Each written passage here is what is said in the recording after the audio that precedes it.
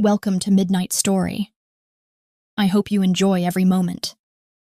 Jiang Meiling was 5 when she learned that adults lied with gentle voices. One night, thirsty, she walked barefoot through the quiet marquise's manor. The study door was slightly open. Golden lamplight spilled into the corridor. She peeked inside. Her father, Marquis Jiangjun, was holding her aunt Lu Mei the way he once held her mother. Junge? What if sister finds out? Lu Mei whispered. She is too ill to rise from bed, he replied softly. Mei Ling did not understand what she saw, but she knew she should never have seen it. Her father, who loved her mother so much, now holding her aunt, same way he used to hold mother. Her mother, Lu Huayun, had been sick for months. Physicians can't make any diagnosis, but she just became sick and sick. Her father, Jiangjun, feeling guilty, couldn't look her in the eye, so ordered servants to take care of her meticulously. Later, he left all responsibility of caring for Lu Huayun to Lu Mei. Take good care of your sister, he had said. But Lu Mei was drowning in the excitement of a secret love. She visited the sick room less and less. Servants followed her example. Lu Huayun was left alone for hours. Mei Ling often saw her mother staring at the door, waiting. Slowly, she stopped waiting. She doesn't know if her mother knew. She would only hold Mei Ling's hand and stare at the window for hours. Sometimes tears rolled silently into her pillow. One winter night, Lu Huayun's breathing turned shallow. Mei Ling ran to the study. "Father, mother can't breathe." Guards stopped her. "The Marquise is busy," she screamed, begged, hit their armor with her tiny fists. Inside, faint laughter. When she returned, her mother was dead. Eyes open, tears dried, facing the door, waiting for someone who never came. In the morning, Jiangjun cried loudly beside the bed.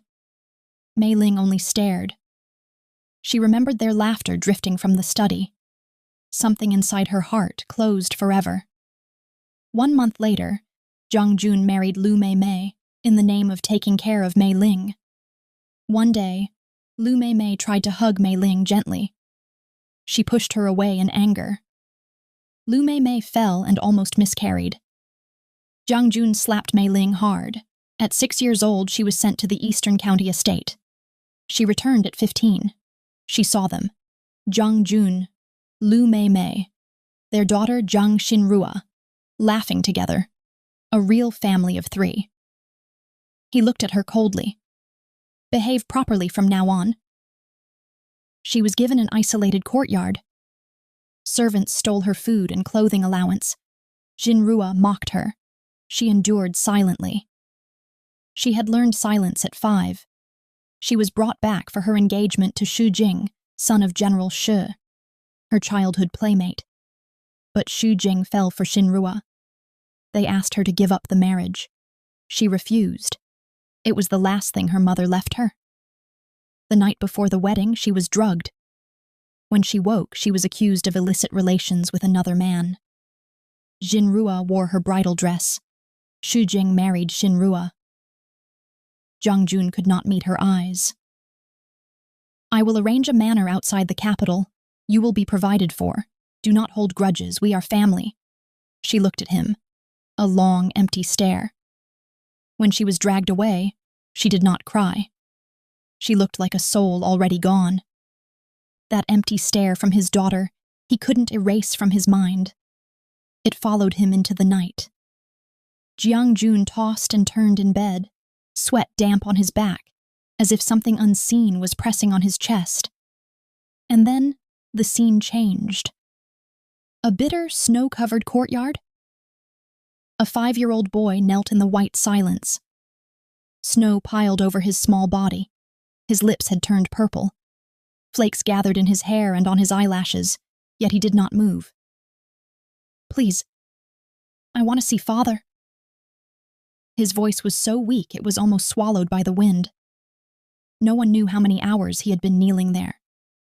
His name was Jiangjun. The concubine's son in Minister Jiang's grand household. But once, his mother Shen Roshi had been the legal wife. She had stood beside the minister when he was nothing but a poor scholar with worn robes and big dreams. She had loved him when he had nothing, and when he finally rose in status, he felt ashamed of the woman who had seen his most helpless days. He married Madame Kui as his official wife. Shen Roshi was pushed down to the position of concubine. Madame Kui could not tolerate the existence of her husband's first love. That night, Shen Roshi, who was heavily pregnant, went into labor. Madame Kui forbade anyone from calling a physician. The servants did not dare disobey. The little boy begged the guards again and again. "I want to see father. Please." The only answer he received was cold and mechanical. "The master is busy. Come back later." So he knelt, and knelt, and knelt, until the snow covered him like a burial cloth. By the time the door finally opened, his mother's body has already gone cold. Eyes open, tears frozen at the corners, facing the door, waiting for someone who never came. The boy cried until his throat tore, clutching her cold hands, trying to warm them with his own tiny palms. But that was only the beginning of his suffering. Years passed. Hardships came one after another, yet his father always turned a blind eye to Madame Kui's schemes. At 14, he was sent to the military. Everyone understood what it meant, a convenient way for him to die far from home. But he survived. He fought. He returned with merit. And fate mocked him again. He was ordered to hand his achievements to his stepbrother, Jiang Shan. He refused. His father's guards beat him mercilessly. Bones cracked, flesh tore, until he could no longer stand. Crippled, he was sent away to a countryside estate. Jiang Shan took his military honor, received the title of Marquise, and retired gloriously under the excuse of injury. While Jiang Jun rotted in isolation, alone, forgotten. On his deathbed, as his breath grew shallow, memories began to flood his mind. Unfamiliar, yet terrifyingly familiar. He saw scenes that did not belong to this life.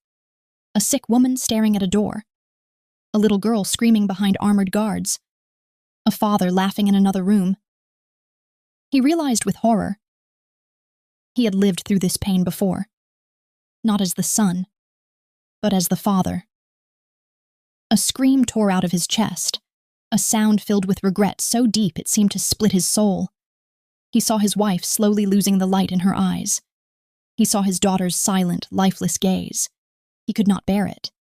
He howled in agony, and woke up abruptly in his marquee manner, drenched in sweat. For a moment he could not tell what was dream and what was memory. But one truth stood clear. He had been cruel, selfish, heartless, to his own daughter. Panic seized him.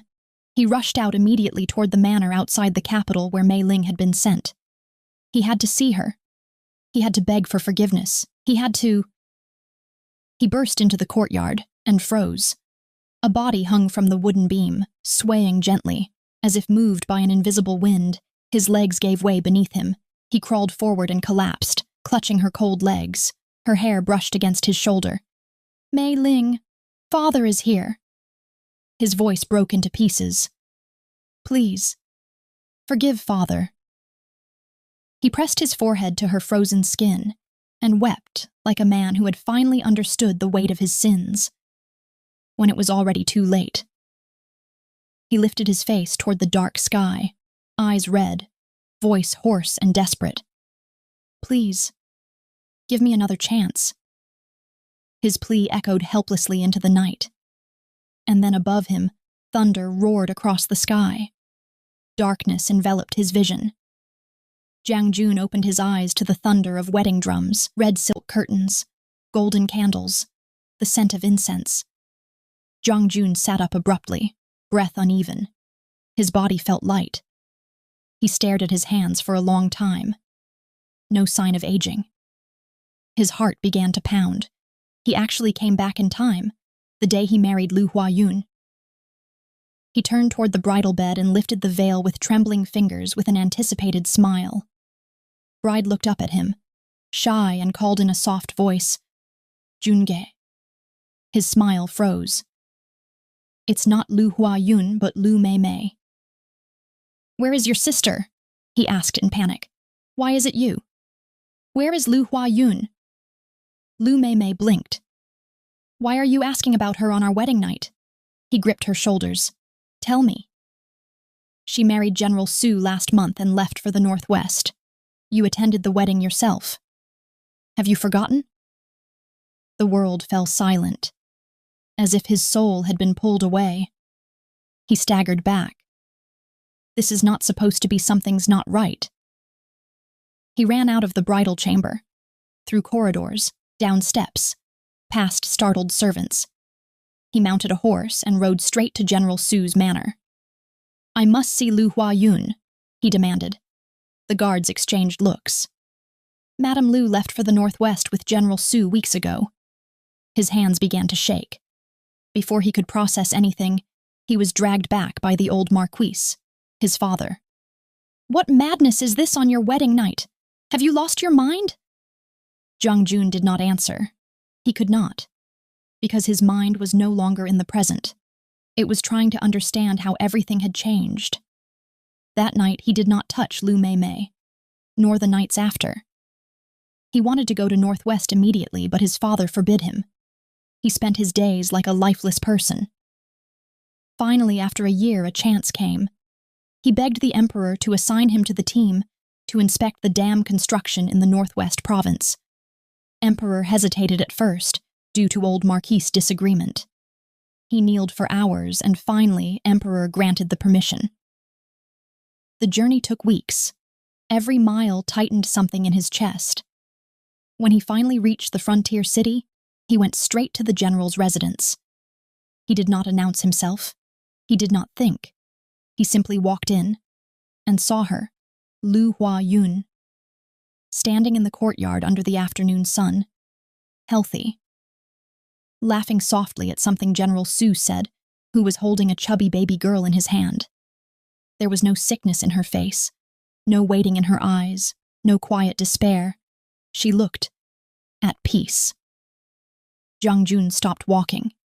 He did not dare go closer, because he suddenly understood. She had never been his wife in this life. She had never waited for him. She had never died for him. He was a stranger standing at the edge of someone else's happiness.